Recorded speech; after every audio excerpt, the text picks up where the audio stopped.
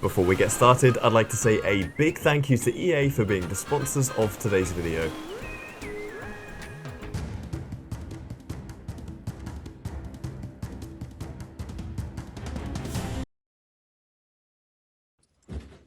Oh, alright! Yes people, how are we all doing? It's Ashton here and welcome to Apex Legends Season 11. I hope you all brought your beach shorts with you. I didn't. It's winter where I am in the world, to be fair. Today I'm going to be giving you the complete rundown of Ash. We're going to be taking a look at some of her legendary skins, banners, poses, you name it, all of the cosmetics. We're going to be taking a look at her abilities, how she plays in game, just taking a general look at Season 11 of Apex Legends. Now if you do want to enjoy today's video, make sure to drop it a like and subscribe to the channel for more regular Apex Legends content from myself. Jumping right into it, as you can see here, the first legendary skin for Ash is the beach bikini skin. I'm joking. Come on, you really thought that, huh? For real though, the first skin I'm going to be showing you guys is the eagle-eyed legendary skin for Ash. As you can see, a very tribal, eagle, bird-inspired skin, very cool, clashes and contrasts really nicely with the robotic simulacrum that Ash is, and I really like this skin. I mean, green skins in general aren't really my vibe, but I do like the way this one looks. It is very, very cool. As you can see, even on the feet, she's got some kind of like bird claws, eagle claws. It's really cool. I like it a lot. The other legendary of Ash's that I will be showing off in this video is the Fallen Angel skin. As you can see here, a completely different take on a legendary for Ash, and one which I'm a massive fan of. I love the gold highlights on this skin, and the way that the white face contrasts the rest of the outfit. Super cool. I love this skin. It is worth mentioning that I do think some of the textures on this skin appear to be missing, and that's exactly why I won't be showing you all of the legendary skins in this video. We were told that we were playing on an unfinished build when we played Season 11 early, and I don't want to show off anything that isn't going to be coming in Season 11, so take it with a pinch of salt. Some textures may be changed, but in general, this skin is going to be coming into the game, and it is very tidy. I do like this one a lot. Moving on now, we're going to take a look at Ash's legendary banner frames. And starting off, we have the reanimated banner frame, which is of course a reference to the first ever quest in Apex where we rebuilt Ash in Kings Canyon.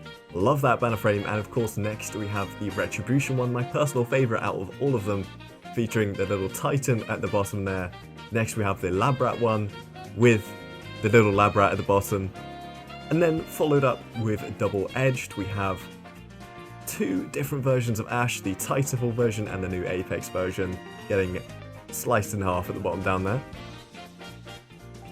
And the last but not least banner frame, we have a wee bit of Betrayal, referencing the Horizon trailer, where of course she is sent off out into space. Sometimes I wish I was sent off out into space, but you know, at least Horizon survived. Moving on, we have the banner poses here. We have Palm Pilot, the first epic one. As you've already seen in the intro of this video, I'm a big fan of this. I'm a big fan of rats in general, to be honest. Anyway, next we have this one where she takes her hood off. It's called Superiority. Then we have Where You Belong, a really good one where she points to the ground, saying, you know, you belong in the dirt. It's not very nice, Ash, is it, really? Followed up, we have Combat Ready. And last but not least, we have Let's Play, where she gets the little knife out of her arm and the rat scurries into the back of her hood. I mean, lovely. Now we're going to go through Ash's emotes. We have the epic one here where, oh look at that, she taps the sword and the rat comes out for the cheese, but then she flicks it away. That's not very nice. We have the basic one here, a nice little short one where she does some kind of little spin. Very cool.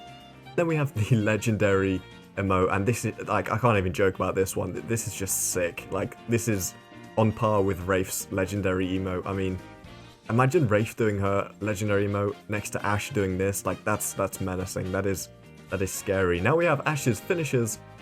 This here is her legendary one. We're going to play that one again for you. Yeah, that's nasty. And then her base finisher, of course, as all legends do now, she has two finishers, and this is cool enough to be a legendary one in my opinion. So now we're done looking at Ash's cosmetics, we can jump into the main part of the video, which is going to be about Ash's abilities, how she plays in game, whether or not I think she's going to be a meta legend. And straight away, the answer to that question is yes, Ash is going to be very good in this game.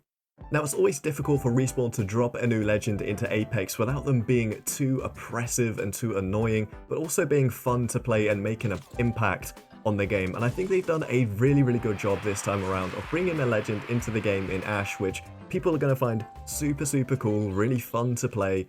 And I don't think she's actually going to be someone that people are getting angry at, they're getting tilted, because another Ash push me, God, I'm so mad. Now, reading up on Ash's passive, you may have had some worries about third partying, and that's completely normal. When I first read Ash's passive ability, Marked for Death, as working as a passive that essentially tells you where people have been fighting, and once you get there, you can mark the death boxes, showing where the surviving attackers are, I was worried, to say the least. But I found in reality, in-game, this ability is very strong and can be used effectively. It's not as strong as it sounds on paper.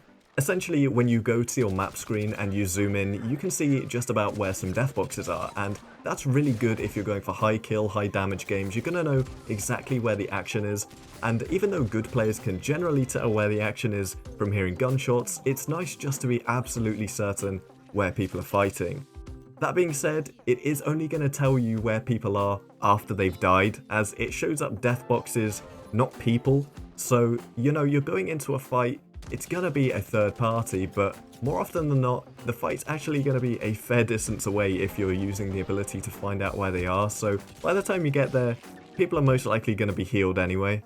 And when you use the Marked for Death ability on the death boxes where it pings where enemies are, it does just that. It pings where the enemies are. It doesn't highlight them, it doesn't scan them or anything like that. It's just going to ping where they are one time. And that's just going to let you know exactly where they are at that specific moment. And you can only do this once per death box. Now, what we found in playtesting is that while using Ash's abilities, if we ever got the chance to even mark a death box, enemies were either super far away to the point where pinging them made no difference at all, or they were really close and pinging them made no difference at all. Now, I think there's going to be a lot of worry about Ash's arc snare tactical ability, and I, again, was worried too when I first heard about it. I mean, there's a lot of worrying going about, but honestly, I do think it's fairly balanced. I mean, the arc snare, whilst traveling in the air, is not exactly fast. I mean, you can see this thing coming towards you at a pace of about 2 miles per hour, and it's pretty easy to just sidestep out of the way. I think the problem people will have with this tactical is the fact that when it traps you, it does suck. I mean, not being able to move, it sucks, but you can tug against it and you can pull away from the arc snare. It's not like you can't move at all. I mean, you can still kind of like strafe left and right and flail around a bit, so it's not the end of the world. And obviously there are abilities that can counter this, like Horizon's Tactical, Wraith's Phase. All these sorts of abilities can get you out. Now, there are certain tacks that can't. Octane's Stim doesn't really affect you when you're snared by an arc snare.